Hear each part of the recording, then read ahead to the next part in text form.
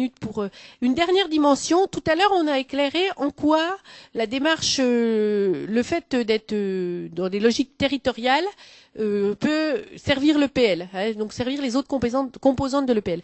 Maintenant, j'aimerais bien, juste, on est en train de discuter des conditions. Qu'est-ce qui fait qu'on est plus facilement légitime auprès des professionnels, qu'on installe la confiance? Bon, on en a discuté de quelques-unes et on a notamment, ça appesantit sur la professionnalisation.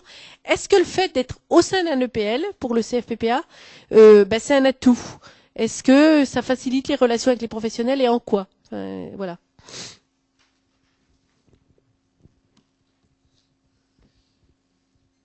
Je veux bien démarrer à froid.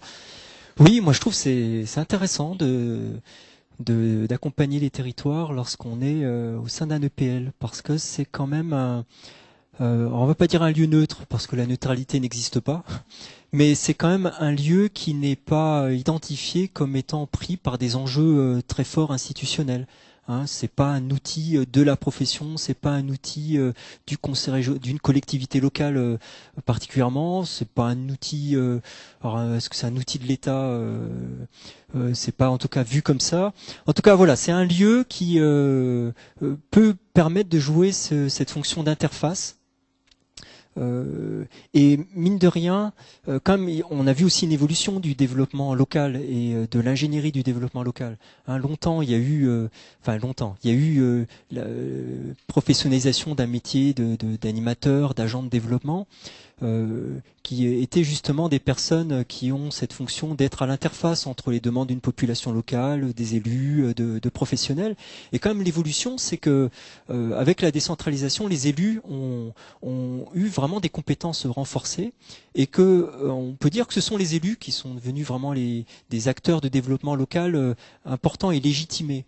Et la limite de ça, c'est que les agents de développement, qui est un métier qui s'est énormément développé, il y en a maintenant beaucoup, chaque communauté de communes, alors n'a pas obligatoirement un agent de développement, maintenant elle va dire elle a un directeur général des services, mais l'intitulé montre bien l'évolution, c'est-à-dire que ces techniciens sont devenus des techniciens au service des élus. Parce que effectivement le métier d'élu est complexe et qu'il y a besoin de personnes qui les aident à prendre les décisions. Mais du coup, cette fonction d'agent de développement, d'interface entre les différents secteurs d'activité, à mon sens, a eu plutôt tendance à disparaître ces dernières années. Et c'est pas obligatoirement le monde associatif qui a pris la suite, puisque le monde associatif, aussi du fait de la décentralisation, s'est retrouvé de plus en plus en proximité avec les collectivités locales qui les finançaient. Et du coup, beaucoup d'associations ont perdu leur liberté de parole, ont perdu la possibilité de faire l'éducation populaire comme certaines ont pu le faire il y a quelques années. Et du coup, il y a de moins en moins sur les territoires d'organisations, de structures qui animent le débat public et qui peut à un moment donné être à l'interface à la fois des élus, de la population et du monde professionnel et du monde associatif. Et là, les établissements, j'ai vu des établissements qui jouaient vraiment des rôles importants. C'est vrai, par exemple, sur le Morvan, moi, ça m'avait frappé de voir comment cet établissement, qui se retrouvait dans un territoire qui était bien identifié, jouait une vraie fonction d'acteur du développement et d'interface. Parce qu'effectivement, il y a besoin et l'EPL a une carte à jouer, en tout cas, a une légitimité à aller vers cette fonction un peu d'animation transversale. Peut-être juste un mot vu de l'extérieur, encore une fois. Nous, à la Maison de l'Emploi et de la Formation de la Nièvre, on a choisi donc de travailler à l'échelle des pays. Il se trouve que sur le pays Nivernais-Morvan, par exemple, on a organisé une commission emploi-formation. Une commission emploi-formation qui nous permet à nous, Maison de l'Emploi et de la Formation, de pouvoir connaître les problématiques à l'échelle d'un pays, les problématiques locales, et donc de discuter de ces problématiques-là au sein de cette commission et de présenter les actions ensuite au conseil d'administration de la Maison de l'Emploi et de la Formation. Il se trouve que le pays a demandé à la directrice de l'EPL d'animer cette commission-là. Donc on voit bien aussi que l'identification des acteurs et l'importance de l'EPL et du CFPPA, parce que j'en ai parlé largement du CFPPA, mais c'est vrai que le lien avec l'EPL, il est ici et il est aussi sur d'autres actions un peu plus transversales quand on se pose notamment la question de l'insertion professionnelle et des formations initiales, le lien formation initiale et insertion professionnelle. Et c'est vrai que voilà, ce lien entre CFPPA et EPL, en tout cas vu de la Maison de l'Emploi, il paraît complètement évident. Je pense il me semblait qu'il est évident parce que d'une part, ça nous permettra de mutualiser les activités entre les différents centres. Ça c'est indéniable, je crois. Et c'est imbriqué entre l'exploitation, le lycée, le CFPPA et quand il y a un CFA aussi, je crois.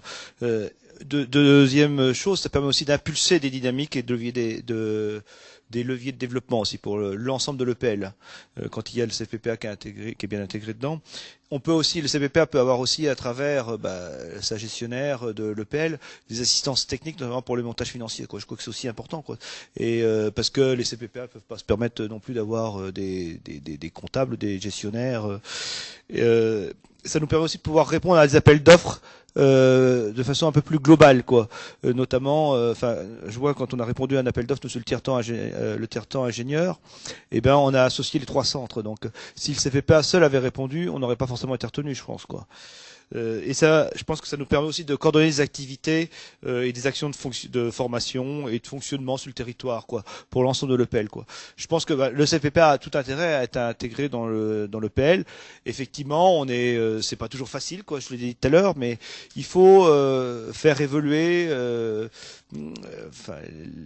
la philosophie de chacun dans les centres de formation. Il faut réunir les formateurs, les enseignants et les autres personnels ensemble à un moment donné, et c'est pas toujours simple, Et je dirais tout à l'heure, dans la conclusion que je dirais, mais il faudra qu'on soit attentif aussi aux assises des territoires qui ont lieu en ce moment, parce que je pense que ça va nous permettre de pouvoir mieux s'organiser et mieux animer notre territoire, Et je pense que si vous avez l'occasion de participer aux assises qui ont lieu actuellement, puisque c'est maintenant et janvier, et participez-y, Et on a des choses à dire dans les assises des territoires, aujourd'hui,